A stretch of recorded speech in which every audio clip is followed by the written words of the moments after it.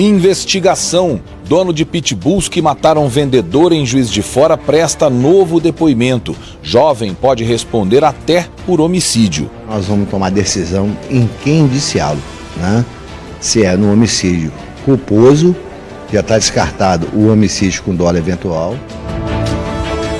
Saúde. Alunos de escolas municipais de Poços de Caldas participam de campanha contra doenças sexualmente transmissíveis. As dúvidas existem, né? Então, nas formas realmente das infecções, são diversas infecções que se tem, mas às vezes as pessoas têm pouco conhecimento disso também.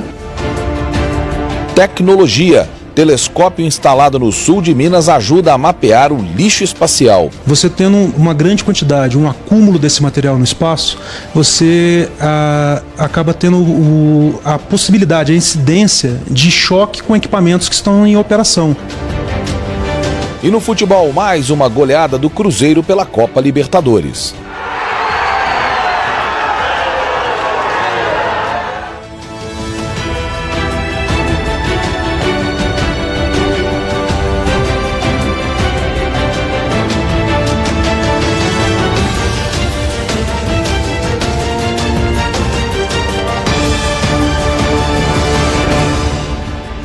Olá, boa noite para você. O Mais Notícias desta quinta-feira começa mostrando que a Polícia Civil, em Juiz de Fora, aguarda os laudos da perícia e da medicina legal para concluir o inquérito sobre a morte de um vendedor de 49 anos que foi atacado por 2 cães da raça Pitbull. O dono dos animais voltou a prestar depoimento. Pela lei, ele pode responder até por homicídio.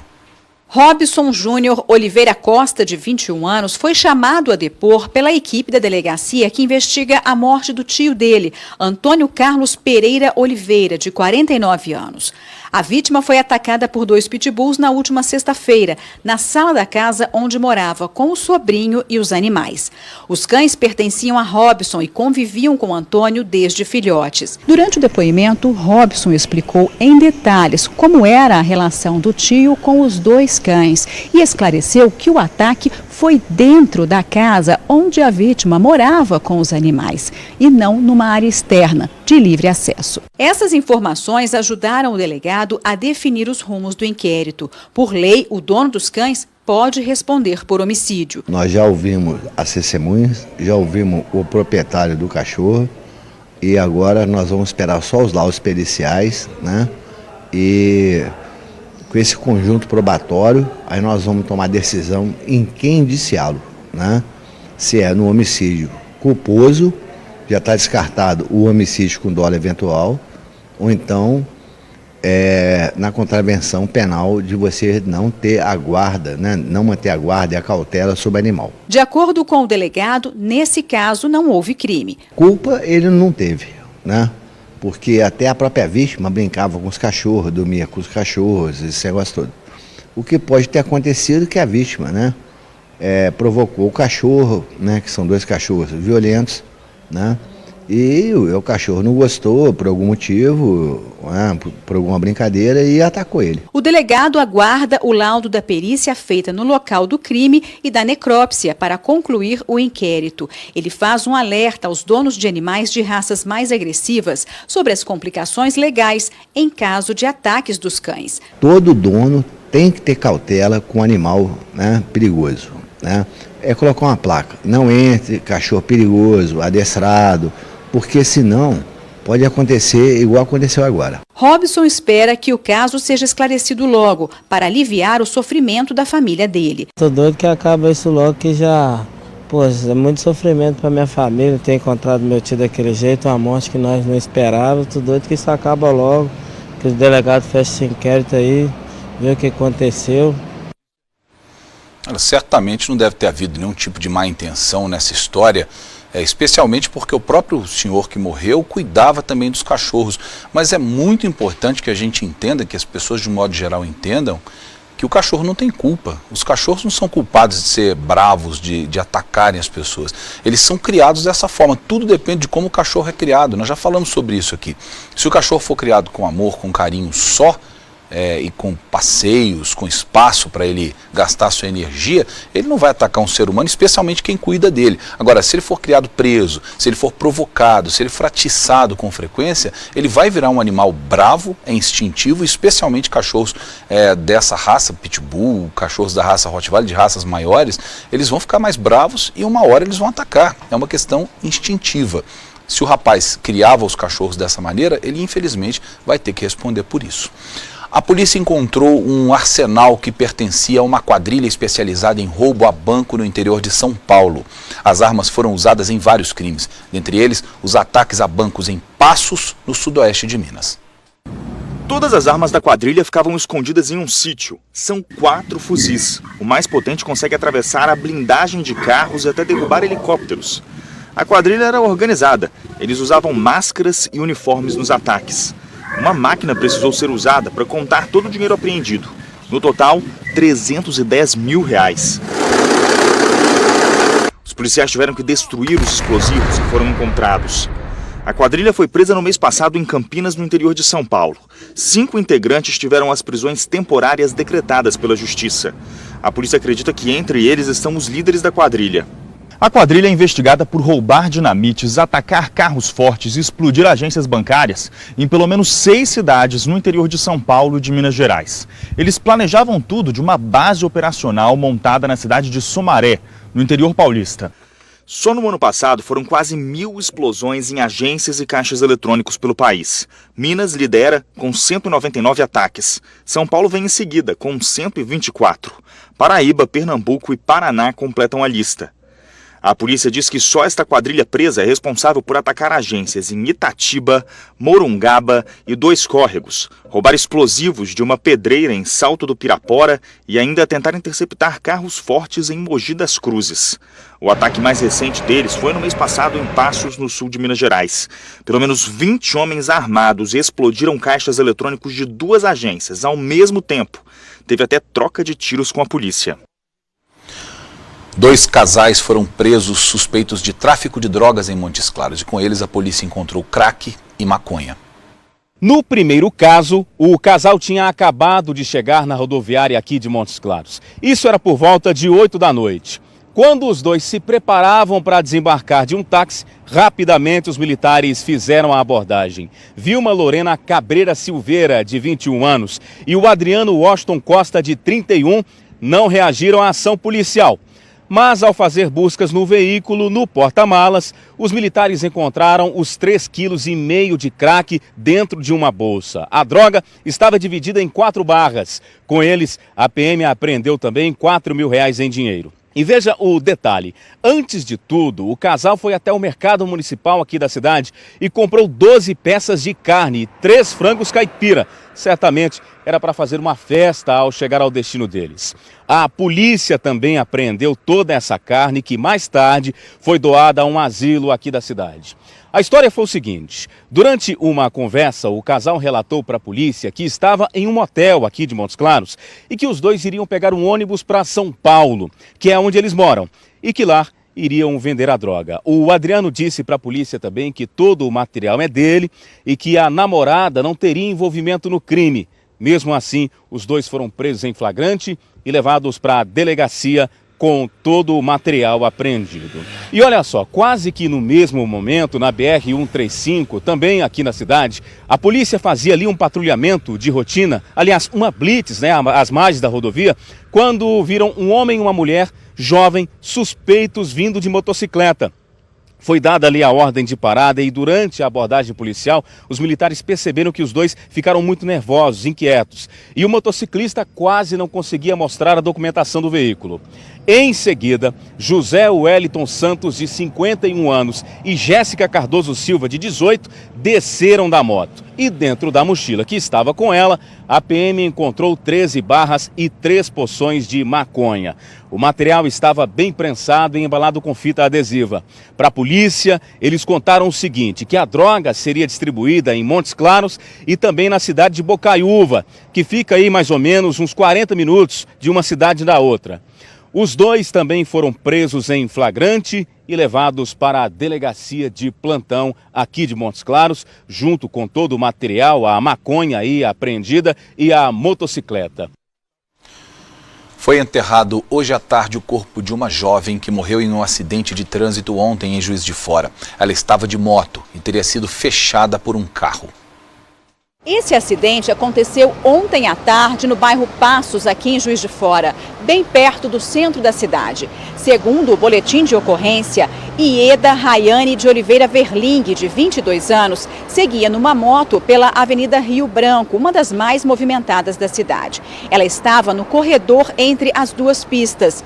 Uma testemunha de 59 anos disse aos policiais que a moto de Ieda foi fechada por um carro. Ao tentar desviar, a jovem bateu na traseira de um caminhão e caiu. O motorista do veículo percebeu o impacto, parou o caminhão e chamou o SAMU. Algumas pessoas que passavam pela avenida tentaram socorrer a vítima, mas Ieda Verling morreu no local. A jovem completou 22 anos na última segunda-feira. Por causa do acidente, o trânsito ficou bem complicado. Agora cabe à Polícia Civil tentar identificar o carro que supostamente teria fechado a moto da vítima. A informação que se tem até o momento é de que se trata de um Uno branco.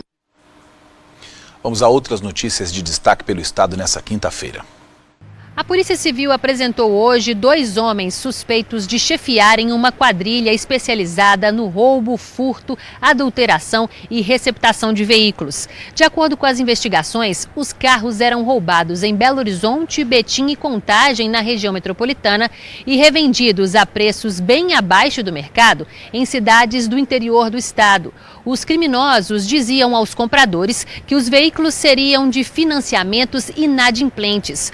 No total, 12 pessoas foram presas, mas apenas 3 permanecem atrás das grades. A polícia conseguiu recuperar e apreender cerca de 31 veículos. Outros 50 carros já foram identificados. A Polícia Civil estima que os criminosos deram um prejuízo às vítimas de aproximadamente R$1.300.000. De Belo Horizonte, Maiara Folco. O Ministério Público Estadual pediu para que o Hospital de Clínicas da Universidade Federal de Uberlândia regularize algumas pendências na UTI neonatal. De acordo com a ação, algumas vistorias foram feitas pela Vigilância Sanitária desde 2014 e foram encontradas irregularidades relacionadas ao controle de infecções. E o hospital não tomou as providências. De Uberlândia, Maria Clara Barros.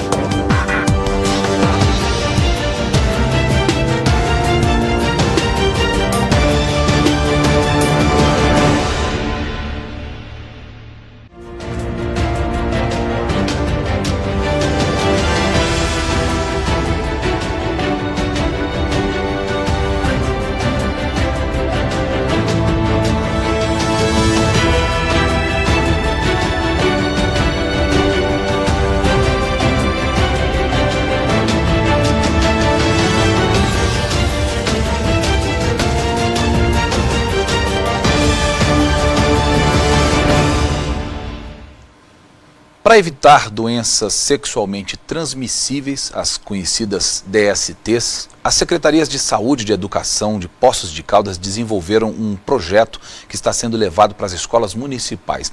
Além de receberem uma cartilha, os estudantes assistem também a uma palestra. O assunto é delicado. Em pleno 2018, falar de sexo com jovens ainda é considerado um tabu.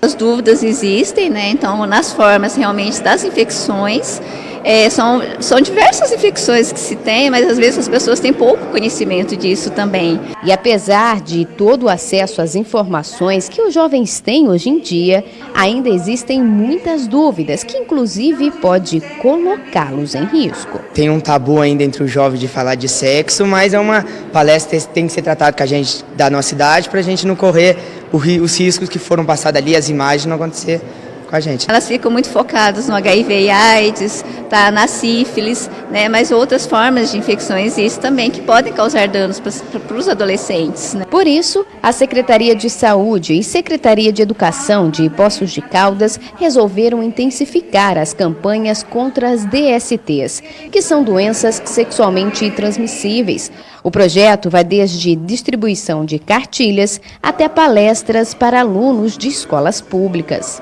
Esse projeto visa passar informação para eles tenham uma vida adulta, né? Começar uma vida sexual saudável, de uma forma saudável, de uma forma que tenha prevenção mesmo, que eles tenham consciência disso. Na palestra que foi apresentada para os alunos do 9º ano da Escola José Rafael dos Santos Neto, os jovens participam de várias dinâmicas.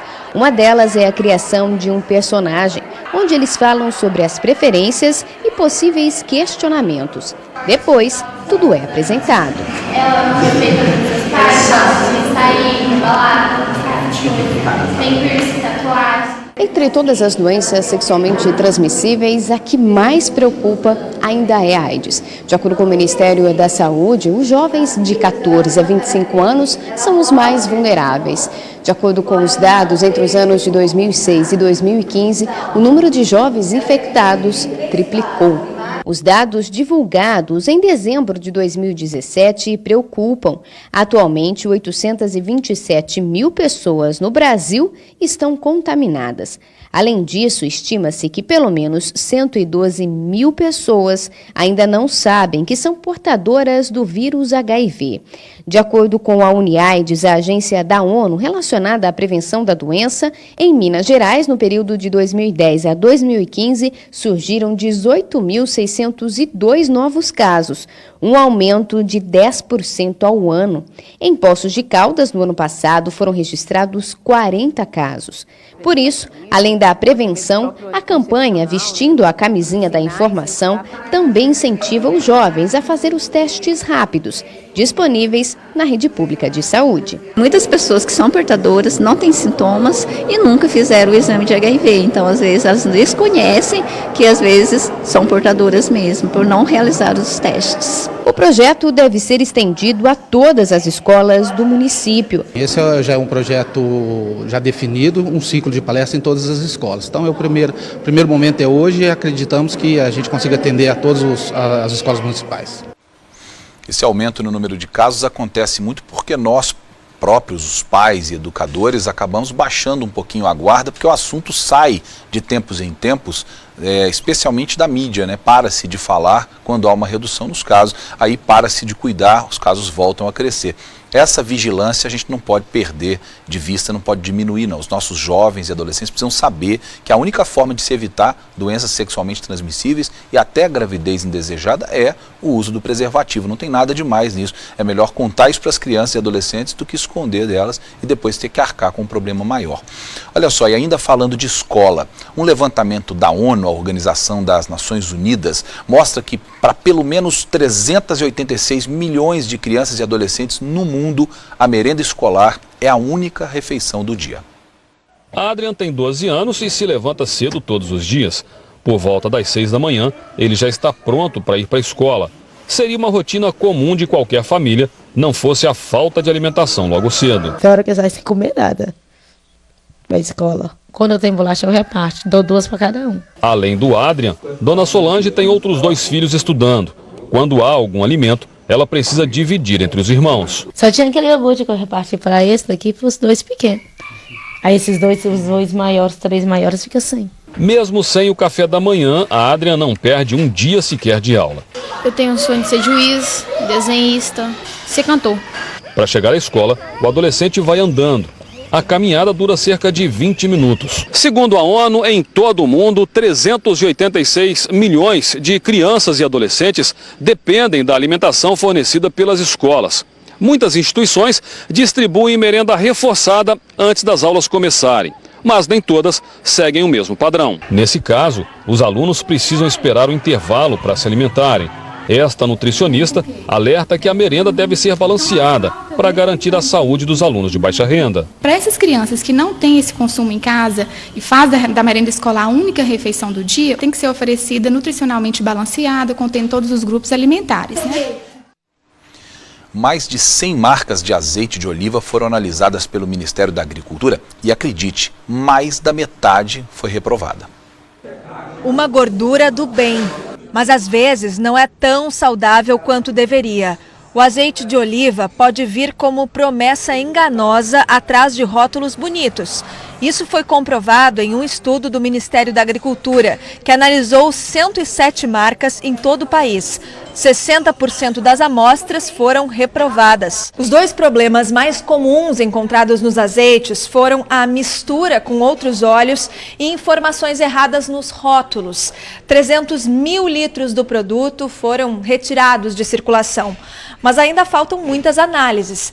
Por isso, para quem consome bastante azeite de oliva e quer se proteger das enganações que continuam no mercado, algumas dicas podem ser preciosas. Quanto mais jovem, melhor.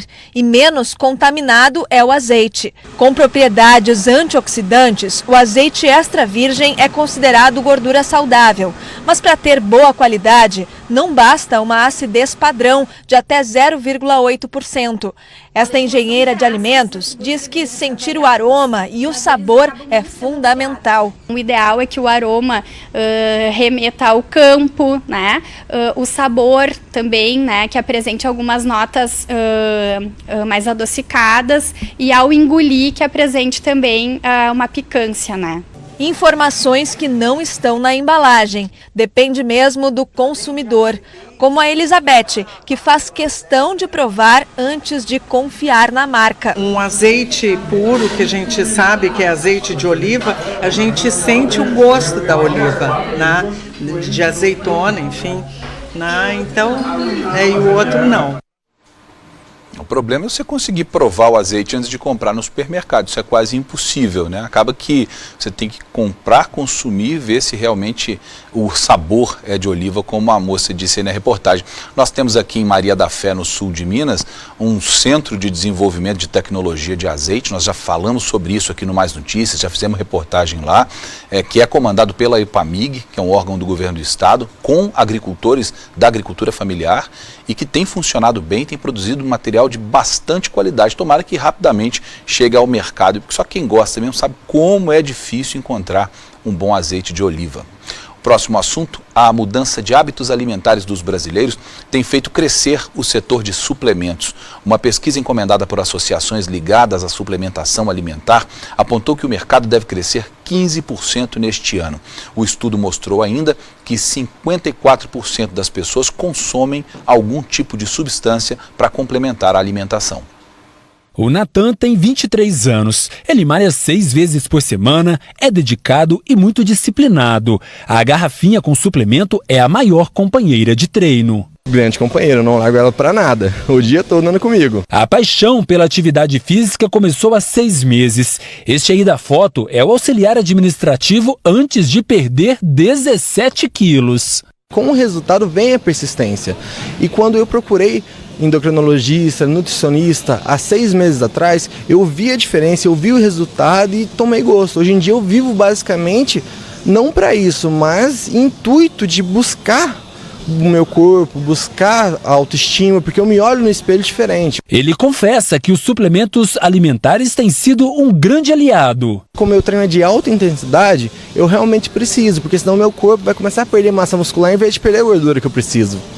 Aí tem todo um cálculo, todos os tipos, eu tomo vários tipos de suplemento, tomo proteína, carboidratos, todos os suplementos necessários para minha dieta. Os suplementos alimentares passaram a fazer parte não só da vida do Natan, mas também de muitas outras pessoas. Uma pesquisa inédita mostrou que 54% dos brasileiros tomam algum tipo de suplemento.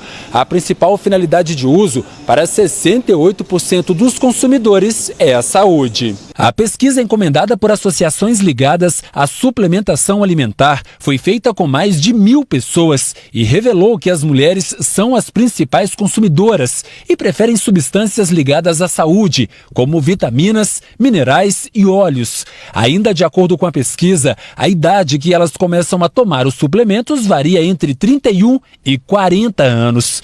Já os homens compram mais itens relacionados à prática de exercícios físicos e começam a consumir os suplementos bem mais cedo, antes mesmo dos 20 anos. Hoje a gente tem já uma tecnologia avançada, uma alta absorção, um produto que vem assim como realmente um adubo, né? Para esse corpo que está numa demanda alta, uma exigência alta dos níveis proteicos. Então, todo mundo hoje pode recorre a esse tipo de alimento e tem sido ascendente. Até porque existe também a questão do corpo, né? As pessoas querem ficar magras, sem gordura, bonitas, vigorosas, fortes, e ele realmente traz esse resultado. A Associação Brasileira das Empresas de Produtos Nutricionais apontou que o mercado de suplementos deve crescer 15% neste ano. O José Claudinei já tem esta loja de suplementos há 5 anos. Em um mercado cada vez mais crescente, ele viu a oportunidade de fazer bons negócios. Eu queria mudar. Começar por onde? Começar por mim mesmo. Comecei a estudar o mercado, vi que o mercado é um mercado promissor, está em expansão, está em crescimento cada ano que passa ele cresce mais. E comecei a me cuidar, comecei a estudar o mercado de uma forma geral e vi que é um mercado que realmente vale a pena estar investindo. Hoje em dia as pessoas procuram qualidade de vida. E isso é muito importante hoje. No último ano, as vendas aumentaram 15% e, de acordo com ele, o público é bastante variado e muito exigente. Geralmente o público-alvo seria o pessoal que faz atividade física, mas só que o que acontece?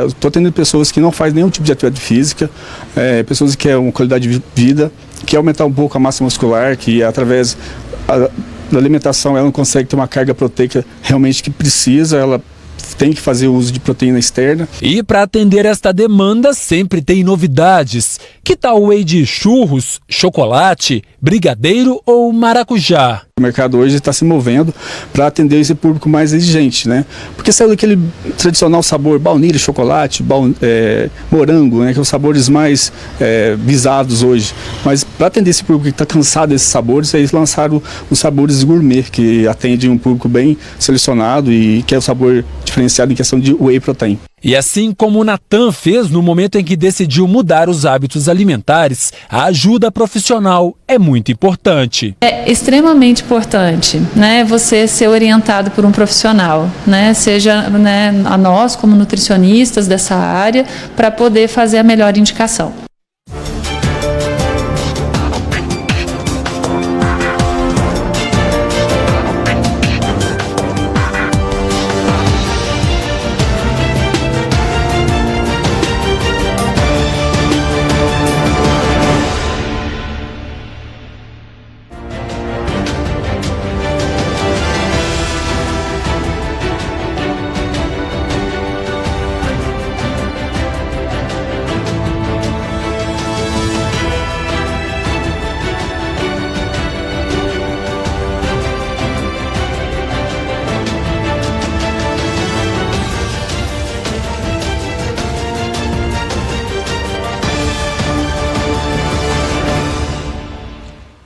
O Brasil está trabalhando no combate ao lixo espacial. Em Brasópolis, no sul de Minas, há 1 ano, está instalado um telescópio para monitorar os detritos que são lançados no espaço.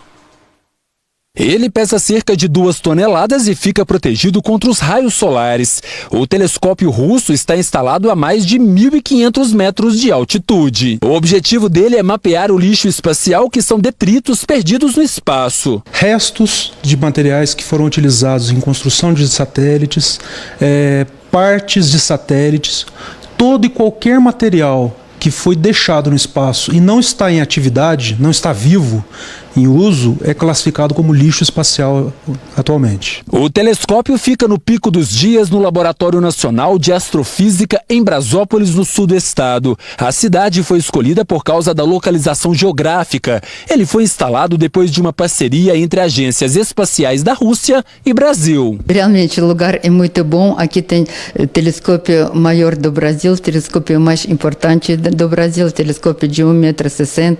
Aqui tem perfeita infraestrutura altura. A Natália é uma pesquisadora russa e é responsável por supervisionar o projeto desde outubro do ano passado. Segundo ela, este equipamento monitora o hemisfério sul. É bem parecido de um telescópio instalado no território russo, no hemisfério norte.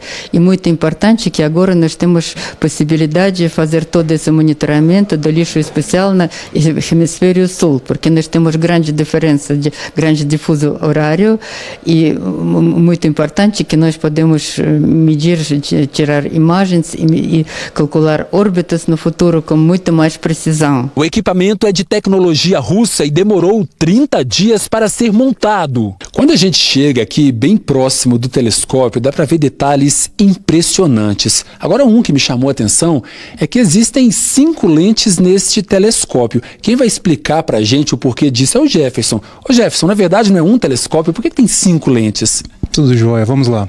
Na verdade, nós temos um conjunto, um complexo óptico aqui para poder atender a demanda para monitoramento de lixo espacial. No caso, nós temos 5 telescópios com altitudes de trabalho diferentes. Nós temos para baixa altitude e alta altitude. Nós temos telescópios com 5 centímetros de diâmetro, 20, 25, né? E o de 75 centímetros para poder atender a todas as faixas de altitude para monitoramento de lixo espacial. Ele chega a mapear de 500 a 800 detritos espaciais por noite. São centenas de imagens como estas. O lixo espacial só consegue ser identificado depois de muita análise. Relatórios são enviados diariamente para a Agência Espacial Europeia e para a Agência Espacial Americana, a NASA. Este é um dos mais modernos telescópios no Brasil. Só para se ter uma ideia da potência dele, lixos espaciais que estão a 36 mil quilômetros já foram identificados. Durante o dia ele fica parado, isto porque ele trabalha mesmo durante a noite. E para operar esse telescópio são necessárias 8 pessoas. Nós temos a engenharia russa sempre presente, um técnico que vem diretamente da Rússia.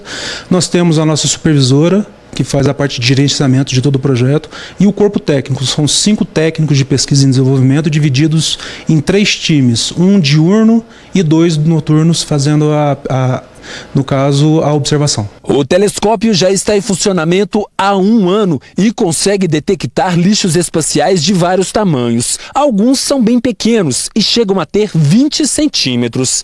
Os pesquisadores brasileiros podem usar as imagens em vários estudos sobre o espaço. Todos os dados são disponibilizados para o time da ciência brasileira.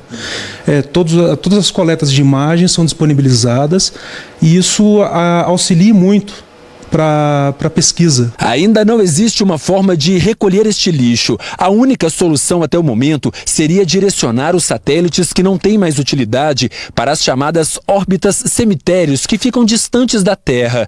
Isso porque esse lixo espacial pode ser muito perigoso. Você tendo uma grande quantidade, um acúmulo desse material no espaço, você acaba tendo a incidência de choque com equipamentos que estão em operação. Satélites de posicionamento, você pode chocar com sistemas de telecomunicação. Então esse é um problema grave que deve ser realmente muito bem cuidado, muito bem detalhado. Esses lixos ficam em órbita e chegam a uma velocidade de 36 mil quilômetros por hora. Por ano, caem 200 na Terra. Por isso, a importância do telescópio. Os pesquisadores sabem que ainda há muito o que se aprender e estudar. Mas com as novas tecnologias, vamos conhecer cada vez mais essa imensidão do espaço. É muito importante para todos os cientistas, para cientistas brasileiros, cientistas russos, para cientistas de todo mundo. Eu acho que até para pessoas comuns também muito importante e muito interessante. Essa área acho que da astronomia é uma área muito fascinante, que mexe muito com nossa emoção. Os orelhões estão virando raridade nas ruas. O número de linhas celulares já é 300 vezes maior do que o número de telefones públicos, aqueles antigos orelhões. E com isso, os equipamentos ficaram abandonados. Em uma urgência, por exemplo, é difícil encontrar um orelhão que ainda funcione. O foco agora é outro, o celular. Em todo o país ainda há pelo menos 770 mil orelhões. Parece muito, mas é quase nada quando comparado ao número de celulares. São 236.488.548 linhas em operação, um número 306 vezes mais alto. Faz quanto tempo que você usou um orelhão pela última vez? Eu acredito que uns 10 anos. Depois que entrou os celulares agora, a gente faz tempo que nem vê mais a cidade, vê assim, eles quebrados, sem utilização nenhuma. Nossa, nem me lembro a última vez que eu usei um orelhão. Apesar de pouco utilizados, os telefones públicos devem permanecer nas ruas. A explicação, segundo a Anatel, é que eles são acessíveis a todos. Mas se a intenção é facilitar a comunicação, eles deveriam estar funcionando. Só que isso dificilmente acontece. Nós andamos 700 metros pela Paulista, uma das avenidas mais importantes da capital paulista e também do país. Encontramos 7 aparelhos, apenas 2 funcionando.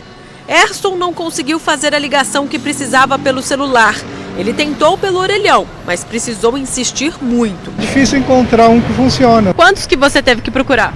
Aproximadamente uns 5. De acordo com a Anatel, cerca de 20% dos telefones públicos não estão funcionando. Os motivos? Falta de manutenção ou vandalismo. São quase 160 mil aparelhos quebrados no Brasil. A gente liga, mas ele não funciona, nem da linha. A gente sempre olha ou não tem o fone para falar, ou não tem as teclas. Realmente não funciona. Marcelo trabalha em um bar que fica em frente a 2 orelhões. Ele diz que nunca vê ninguém usando. Segundo o gerente, os aparelhos geralmente estão estragados. Marcelo nem se lembra há quanto tempo deixaram de vender os cartões usados para fazer as ligações. Eu trabalho nesse bar há 22 anos, então nem vendo cartão porque não se usa mais. Hoje em dia mais é colocar celular, né? Colocar crédito, então a gente nem vende, também nem se usa isso daí. A lei determina que toda região ou cidade com mais de 100 moradores deve ter um telefone público num raio de 300 metros. Todos eles devem ser adaptados a cegos e 2,5% a pessoas com deficiência auditiva, de fala ou motora. A concessionária que não cumpre a regra tem como multa liberar os telefonemas de todos os orelhões instalados. Na região norte e nordeste, desde 1º de abril já é possível ligar de graça dos telefones públicos de 12 estados. A Bahia é um deles. Eu acho super importante, já que nós, às vezes, estamos numa situação de emergência e a gente não tem nem como acessar do celular o 0800. Agora mesmo a gente vem que acessar via telefone público. Mas Lídia deu sorte. A reclamação de muitos é que é difícil usufruir do benefício. Me ligar para o 0800 eu não consegui. Não está nem chamando. Mesmo problema constatado no Amazonas. Onde deveria haver um telefone, só sobrou a estrutura. Em Pernambuco, apenas 62% dos telefones públicos funcionam. A operadora não se adequa há 3 anos. Por causa disso, a população ganhou mais 6 meses sem tarifas nos telefonemas. Ainda assim, é bem difícil conseguir usar o aparelho. Quando digita para celular, para no meio do caminho. Fixo deu ocupado, não pegou. A operadora tem que manter 90% dos orelhões disponíveis do Estado, tem que manter esses 90% em funcionamento. Nessas comunidades pequenas, como eu mencionei, 95% dessas comunidades têm que ter o seu orelhão público disponível em funcionamento, apto a ser uso pela população. No Rio Grande do Norte, apenas 55% dos telefones públicos funcionam. Na Paraíba, 58%. Em Alagoas, 71%. Depois de 6 meses de gratuidade nos estados do Espírito Santo, Santa Catarina e Sergipe, as ligações voltaram a ser cobradas pela prestadora. Segundo a Anatel, a empresa atingiu o número mínimo de aparelhos exigidos. Guilherme diz que em Brasília os orelhões são raros, tanto que foi só aqui em São Paulo que o filho Theo aprendeu para que servem os aparelhos. A primeira ligação do menino de 4 anos marcou a viagem. Experimentamos para ele falar com os avós, só para conhecer mesmo, porque ele nunca tinha visto um. E a gente é de Brasília, lá tem muito pouco também, então a gente viu por curiosidade aqui em São Paulo. O Mais Notícias vai mostrar agora a história de uma família gaúcha que resolveu viver de uma maneira diferente, sobre 4 rodas. O casal de músicos e as 2 filhas chegaram a Poços de Caldas essa semana e estão chamando a atenção. Ricardo, Vanessa, Lavínia, Mônica e o Roque. Olhando assim, até parece uma família convencional. Mas de convencional eles não têm nada. Naturais do Rio Grande do Sul, eles deixaram o conforto de casa para viajar pelo mundo em um lar de 4 rodas.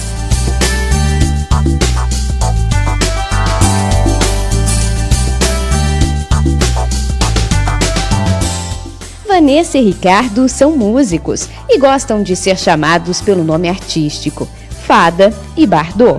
Eles se conheceram em uma cidade do interior do Rio Grande do Sul. Há 2 anos, o casal, que sempre viveu de música, resolveu fazer uma grande viagem. No início, a ideia era uma turnê pelas cidades gaúchas para divulgação do CD da dupla. Mas, de repente, a turnê ficou bem maior do que eles imaginavam. E a vontade de rodar o mundo com a música passou a ser incontrolável. Quando a gente caiu na estrada para fazer essa turnê, realizou, né? Foi uma realização que aconteceu na estrada, a gente se deu conta de que, na verdade, esse era o nosso lugar. A casa de 4 rodas, ou Elvira, como é chamada, apareceu no meio do caminho.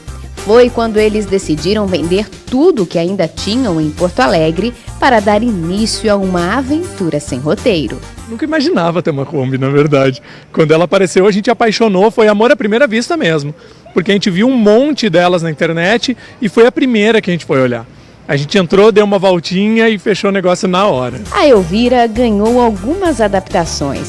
Fada e Bardô fizeram da Kombi uma verdadeira casa, com fogão, armários e até camas. Como é que vocês se ajeitam aqui para todo mundo conseguir dormir aqui dentro? Aí a gente transforma essa parte aqui em nossa cama para as 3 pessoas, né? Então tem o Bardo dorme aqui, eu e uma das crianças dorme com a gente aqui. Geralmente a Lavínia, que é maior, né, dorme com a gente. E outra parte da Kombi a gente organiza para a Mônica e assim todo mundo fica dormindo bem. E aqui a gente tem também um fogãozinho? Isso, essa cozinha a gente está reformando ela, por isso que ela está assim. Aqui dentro é um balcão onde está todas as coisas de cozinha, panelas, pratos, enfim.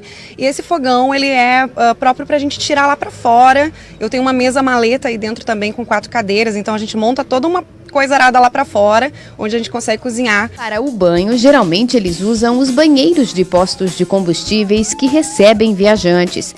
E às vezes, quando conseguem uma parceria, eles também usam o conforto de um hotel ou até a casa de fãs que acompanham a família pelo canal que eles têm na internet. A Mônica é a filha mais nova do casal. Ela tem 9 anos e começou a viajar aos 7. E ela é toda animada. Sempre assim nessa alegria, Mônica? Sempre fazendo amizade? Já vi que você já tem um monte de amigo por aqui? Muitos amigos. Faz tempo assim que eu consigo muitos amigos. Eu ando na estrada já conhecendo um monte de gente. Assim, eu percebo que a pessoa é legal, tem um sorriso legal, eu vou lá conversar com ela, assim. E é demais isso. Além do dinheiro que eles guardaram para a turnê, o casal também mantém o sustento da família com as contribuições que eles ganham durante as apresentações que fazem por onde passam.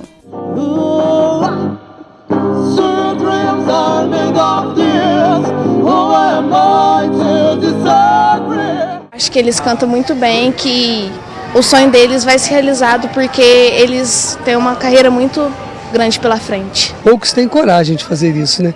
Seguir um sonho. Eu acho muito legal e eles cantam muito bem. Adorei. Eles cantam muito.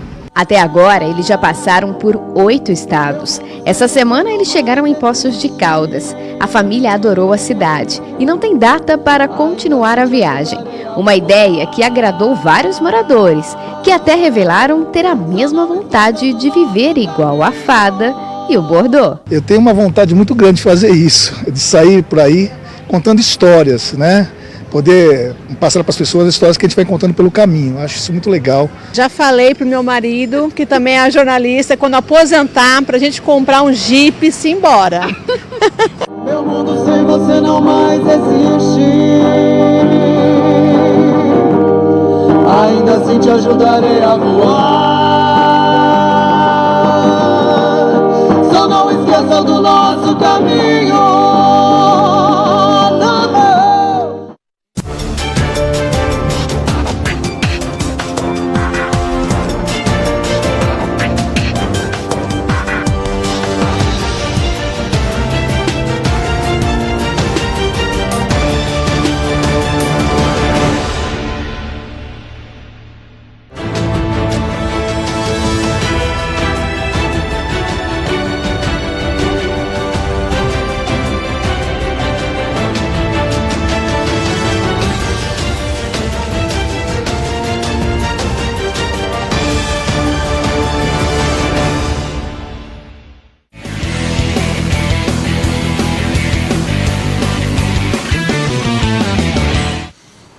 Muito bem, a gente começa o nosso bloco de esportes de hoje falando de Libertadores. Letícia Reis, que já está aqui comigo. O Cruzeiro ontem não teve dó do Vasco, não. Sapecou logo 4-0 para resolver a situação e encaminhar a classificação, né, Letícia? Boa noite.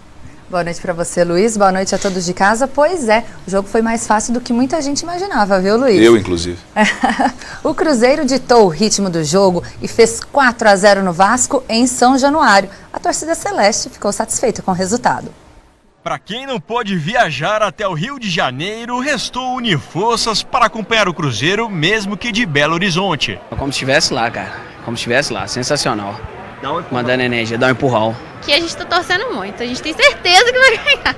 Com a goleada sobre a Universidade de Chile no último jogo da Libertadores, o time reagiu na competição e a confiança da torcida foi lá pra cima. Hoje, com certeza, vamos classificar. Hoje, se Deus quiser, vamos fazer um jogo bonito lá, postando aí uns 4-1. Eu chuto 2-0.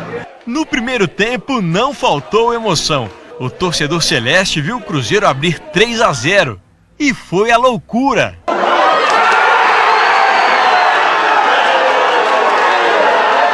Eu falei 4-1, né? Agora eu já mudo. Posso botar um 6. E o segundo tempo foi de mais festa.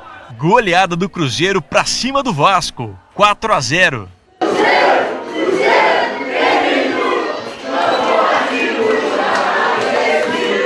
Agora os cruzeirenses esperam o resultado do jogo entre Racing e Universidade de Chile nesta quinta-feira para saber do que vão precisar fazer para garantir a classificação no próximo dia 22, quando a Raposa enfrenta o time argentino no Mineirão. Tranquilo, 2-0 próximo jogo. O Cruzeiro está classificado já. Pensar agora na próxima fase, está tranquilo. E ao golear o Vasco, o Cruzeiro deu mesmo um passo importante para se classificar à próxima fase da Copa Libertadores da América. Pelo menos é o que garante o técnico Mano Menezes. Com o Vasco, eu disse que o jogo tinha sido num momento muito ruim para a gente, que era entre os dois jogos das finais. Mas que o segundo jogo depois viria e nós disputaríamos em outras circunstâncias. Acho que foi o que se viu em campo, um Cruzeiro muito superior e se aproximando da classificação para as oitavas, que é o nosso objetivo nessa fase de grupos. Vivemos a ilusão de disputar uma Libertadores com todas as dificuldades. Lamentável a gente sair da forma que foi dentro de casa, na frente do nosso torcedor. Acho que a gente está envergonhado por isso, mas a consciência de que fez o nosso melhor, chegou ao nosso limite. Não foi só o time do Vasco que fez papelão, não. A torcida também, né? Fez papelão também, infelizmente, né? Como é que foram os outros times brasileiros na Libertadores, Letícia? O Corinthians jogou em casa, mas decepcionou a torcida, viu? O Timão foi dominado pelo Independiente da Argentina e perdeu por 2-1. Hoje, quem entra em campo é o Palmeiras, que enfrenta o Alianza Lima no Peru, às 9h30 da noite. Bom, e agora a gente fala de Copa do Brasil. Só lembrando, pessoal de casa, a gente não tem imagem da Libertadores porque há uma exclusividade, a gente não pode mostrar nem se a gente tivesse os gols. Falando de Copa do Brasil, o Atlético ontem tentou muito, mas não conseguiu passar pela Chapecoense. É verdade, Luiz. O Galo pressionou, foi empurrado pela torcida, mas parou na zaga da Chapecoense e principalmente no goleiro Jandrei, que deixou a partida empatada em 0-0. No início do primeiro tempo, Roger Guedes passa por 2. A bola sobra para Gustavo Blanco. O volante chuta de primeira e Jandrei defende. Depois é a vez da Chapecoense tocar a bola. O Galo não dá espaço, mas aos 24 minutos, Arthur cabeceia. No meio do gol e Vitor defende com tranquilidade. O Atlético Mineiro pressiona no Independência lotado e a torcida incentiva.